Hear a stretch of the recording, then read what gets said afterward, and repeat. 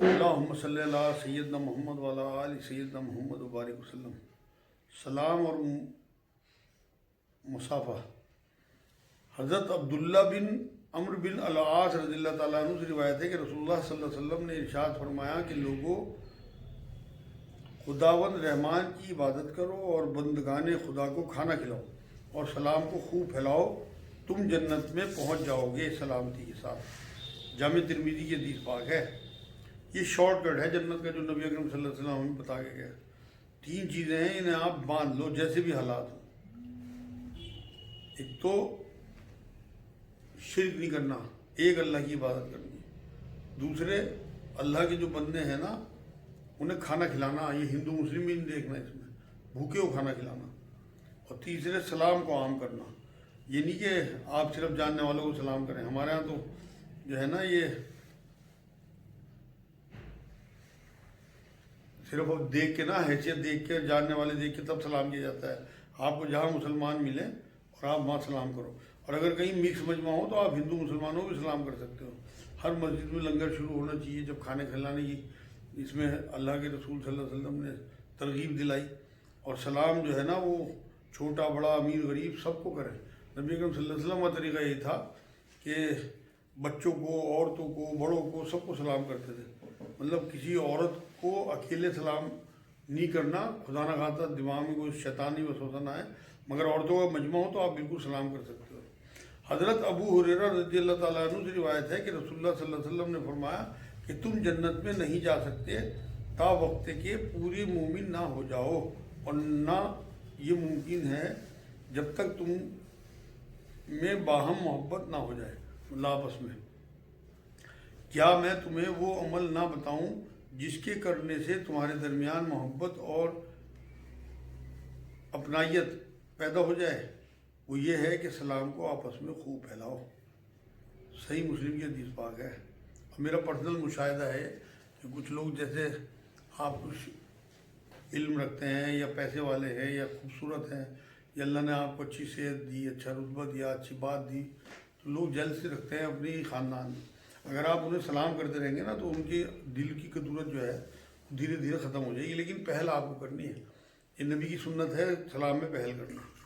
حضرت انس رضی اللہ تعالیٰ عنہ سے روایت ہے کہ رسول اللہ صلی اللہ علیہ وسلم نے فرمایا کہ بیٹا، جب تم اپنے گھر والوں کے پاس جاؤ تو سلام کرو، یہ تمہارے لیے بھی باعث برکت ہوگا اور تمہارے گھر والوں کے لیے بھی۔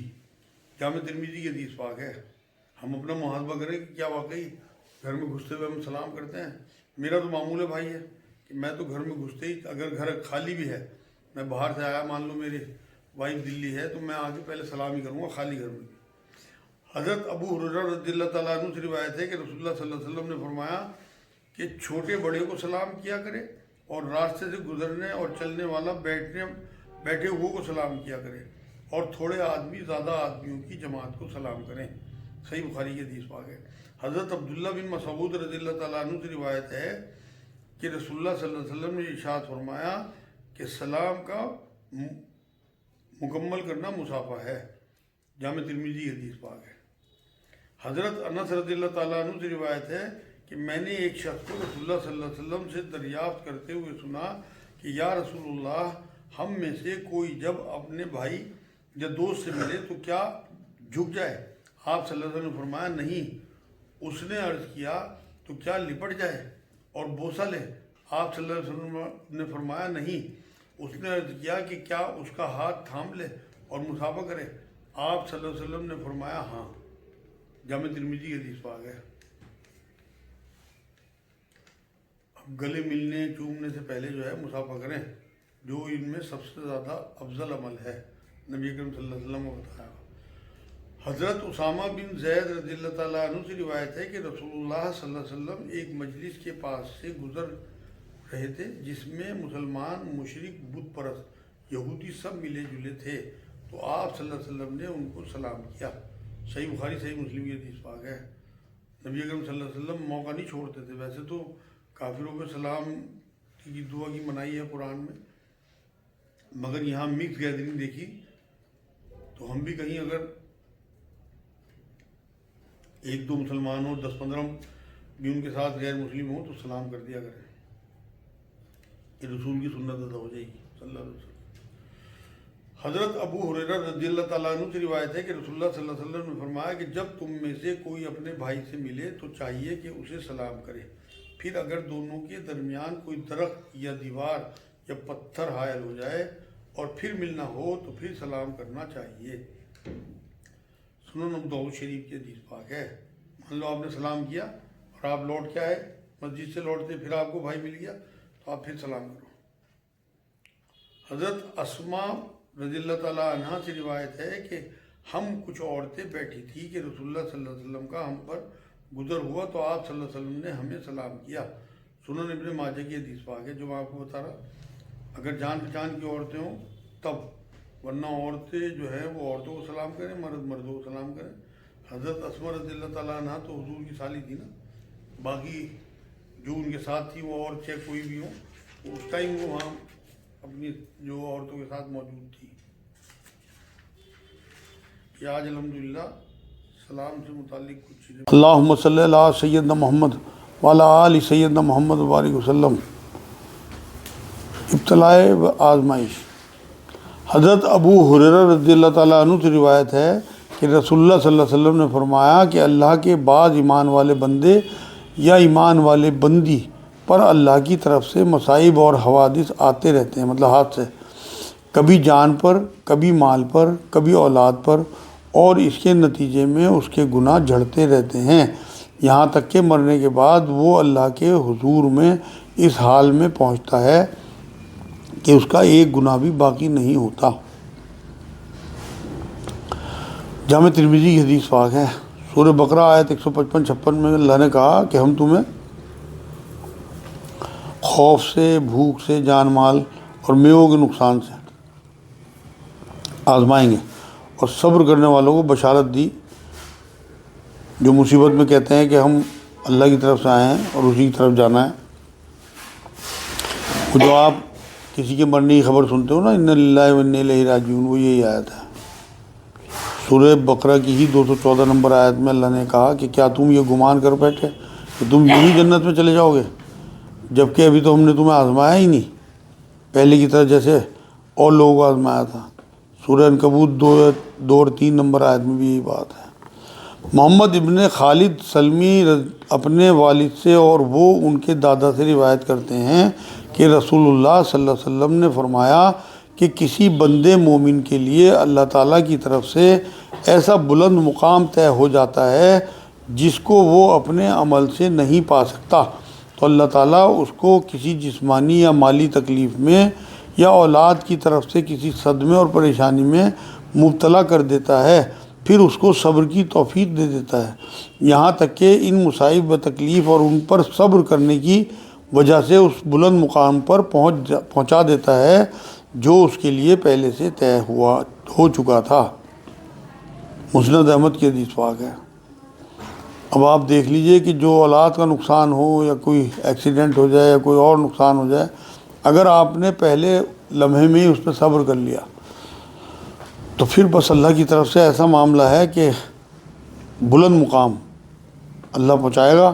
اللہ کا بلند مقام جو ہے وہ جنت الفردوس ہے۔ لیکن یہ نہ ہو کہ آپ نے ہائے توبہ مچاتے رہے سالوں، پھر اس کے بعد کہہ دیا کہ میں نے تو صبر کر لیا، بلکہ پہلے لمحے میں۔ اس معاملے میں نے انہیں دیکھا گڈو بھائی کو کہ ان کے بچے کا جب انتقال ہوا تو انہوں نے بڑے صبر کا مظاہرہ کیا۔ بہت کم لوگوں کو میں نے ایسا دیکھا، ہمارے ساتھی ہیں تو ان کی تعریف ہونی چاہیے اس بات کی کہ جوان بچہ ان کا ایکسیڈنٹ میں گیا اور میں نے ان کی آنکھوں میں آنسو نہیں دیکھے تھے، بس اللہ کی چیز تھی، اللہ نے لے لی، یہ الفاظ تھے ان کے۔ سورہ آل عمران آیت 186 میں مومنوں تمہارے مال و جان میں تمہاری آزمائش ہے، کافروں کی بھی تمہیں سننی پڑے گی، صبر اور تقوی میں رہو جو ہمت کے کاموں میں ہے۔ سورہ مائدہ آیت 94 جو ہے شکار احرام کی حالت میں آزمائش کا حصہ بتایا گیا۔ تو آزماتا تو اللہ سب کو، صحابہ کو بھی بہت آزمایا اور اب بھی لوگوں کو آزماتا رہتا ہے۔ سورہ اعراف ہے، اس کی 28 نمبر آیت میں مال اور اولاد آزمائش کا حصہ ہیں، جس سے حضرت فاطمہ رضی اللہ تعالیٰ عنہ کا قول مجھے یاد آتا ہے ایسی حدیثوں پہ کہ جسے اپنے دکھ زیادہ لگے وہ میرے بابا کی طرف دیکھ لیا کرو۔ اور نبی اکرم صلی اللہ علیہ وسلم نے بھی ایک بار یہ بات فرمائی کہ دنیا میں سب سے زیادہ مجھے ستایا گیا اور یہ فرمایا کہ دنیا جو ہے یہ مومن کے لیے قید خانہ ہے، کافروں کے لیے جنت ہے۔ حضرت جابر رضی اللہ تعالیٰ عنہ سے روایت ہے کہ رسول اللہ صلی اللہ علیہ وسلم نے فرمایا کہ قیامت کے دن جب ان لوگوں کو جو دنیا میں مبتلا مصائب رہے، مطلب مصیبتوں میں یہاں جن کی زندگی کٹی، ان کے مصائب کے عوض اجر و ثواب دیا جائے گا، تو وہ لوگ جو دنیا میں ہمیشہ آرام و چین سے رہے حسرت کریں گے کہ کاش دنیا میں ہماری کھالیں قینچیوں سے کاٹی گئی ہوتی اور ہم بھی ایسا ہی اجر و ثواب کے مستحق قرار پاتے۔ جامع ترمذی حدیث پاک ہے۔ نبی اکرم صلی اللہ علیہ وسلم سب سے لاڈلے نبی تھے اور اللہ نے سب سے زیادہ اپنے لاڈلے نبی کو آزمایا۔ خود نبی اکرم صلی اللہ علیہ وسلم یہ کہتے تھے۔ سورہ توبہ آیت 128 میں اللہ نے کہا کہ سال میں ایک دو پریشانی جو ہیں اس میں پھنستے ہیں آزمانے کے لیے، پھر بھی نصیحت نہیں پکڑتے لوگ۔ سورہ کہف ہے، اس کی 7 نمبر آیت میں زمین کی ہر چیز جو ہے اللہ نے کہا کہ میں نے آزمائش کے لیے پیدا کی۔ سورہ طٰہٰ آیت 131 دنیاوی آرائش جو ہے یہ بھی آزمائش کے لیے ہے، ان پہ نظر نہ رکھنا۔ مطلب جو لوگوں کے پاس آرائش کے سامان ہیں، عیش و عشرت ہے، تو جو اللہ نے دیا اس پہ راضی رہیں، دوسروں کی طرف دیکھ کے جو ہے اللہ سے شکایت پیدا ہوتی ہے۔ حضور نے بھی فرمایا کہ دین کے معاملے میں اپنے سے اوپر کو دیکھو اور دنیا کے معاملے میں اپنے سے نیچے کو دیکھو۔ سورہ ملک آیت 1 اور 3 میں موت زندگی بھی آزمان کے لیے بنائی گئی۔ سورہ انبیاء 35 میں بھی یہی بات آئی۔ سورہ زمر 49 اور 51 میں جب تکلیف میں ہو تو اللہ کو پکارتا ہے انسان، اور جب اللہ نعمت بخش دے تو کہتا ہے کہ یہ میرے علم و عقل سے ملا، جبکہ یہ آزمائش کا حصہ تھا۔ ان آزمائش کی وجہ سے جو اجر ملتا ہے، ایک دو حدیثیں اس کے بارے میں سن لیں۔ حضرت ابو ہریرہ رضی اللہ تعالیٰ عنہ سے روایت ہے کہ رسول اللہ صلی اللہ علیہ وسلم نے فرمایا کہ جو شخص کسی کو ہدایت کی دعوت دے تو اسے اتنا ہی اجر ملے گا جتنا کہ ہدایت کی دعوت قبول کرنے والے کا ہوگا، اور ایک کے اجر سے دوسرے کے اجر میں کوئی کمی نہیں آئے گی۔ صحیح مسلم کی حدیث پاک ہے۔ سورہ مائدہ آیت 9 میں ایمان کے بعد نیکی والوں کے لیے بخشش اور اجر کا وعدہ اللہ نے کیا۔ سورہ انبیاء آیت 94 میں مومن کی نیکی اور کوششیں جو ہیں وہ سب لکھی جا رہی ہیں۔ سورہ کہف آیت 30 میں ایمان کے بعد نیکی کرنے والوں کو جو ہے اجر ان کے ضائع نہیں ہوتے۔ حضرت عائشہ رضی اللہ تعالیٰ عنہ سے روایت ہے کہ رسول اللہ صلی اللہ علیہ وسلم نے فرمایا کہ جب عورت کوئی نقصان پہنچائے بغیر اپنے گھر سے کھانا خیرات کرتی ہے تو اس صدقے کے خیرات کرنے سے اجر ملتا ہے، اور اس کے شوہر کو اس لیے اجر ملتا ہے کہ یہ اس کی کمائی میں سے ہے، اور اس کے خدمتگار کو بھی جس نے وہ کھانا پکایا، اور ایک کے اجر سے دوسرے کا اجر کم نہ ہوگا۔ صحیح بخاری صحیح مسلم کی حدیث ہے۔ حضرت جریر اور حضرت ابن مسعود رضی اللہ تعالیٰ عنہما سے روایت ہے کہ ہم دربار نبوی میں حاضر تھے کہ قبیلہ مضر کی ایک جماعت آئی جو باوجہ مفلوق الحال کے صرف چادر یا کمبل لپیٹے ہوئے تھے۔ ان کے یہ حالت دیکھ کر رسول اللہ صلی اللہ علیہ وسلم کے چہرے مبارک کا رنگ جو ہے وہ غیر ہو گیا۔ نماز کے بعد آپ صلی اللہ علیہ وسلم نے خطبہ ارشاد فرمایا اور کہا کہ اپنے مالوں میں سے، کپڑوں میں سے اور کھانے پینے کی چیزوں میں سے صدقہ دیں۔ چنانچہ لوگوں نے کپڑے اور کھانے پینے کی چیزیں لا کر ڈھیر لگا دی۔ ایک انصاری اتنا بھاری تھیلی اٹھا کر لائے کہ سنبھلتی نہ تھی۔ اس وقت آپ صلی اللہ علیہ وسلم کا چہرہ مبارک سونے کی طرح دمکنے لگا، اور ارشاد ہوا کہ جس شخص نے امت میں کوئی عمدہ طریقہ جاری کیا تو اسے اپنے عمل کا اجر ملے گا، اور اس پر عمل کرنے والوں کا اجر بھی اسے ملے گا، اور جس نے برا طریقہ جاری کیا تو اسے خود گناہ ہوگا، اور اس پر عمل کرنے والوں کے گناہ بھی اس کے ذمے لکھے جائیں گے۔ صحیح مسلم کی حدیث پاک ہے۔ سورہ ہود 114 نمبر آیت میں اللہ نے کہا کہ نیکیاں جو ہیں وہ گناہوں کو دور کر دیتی ہیں۔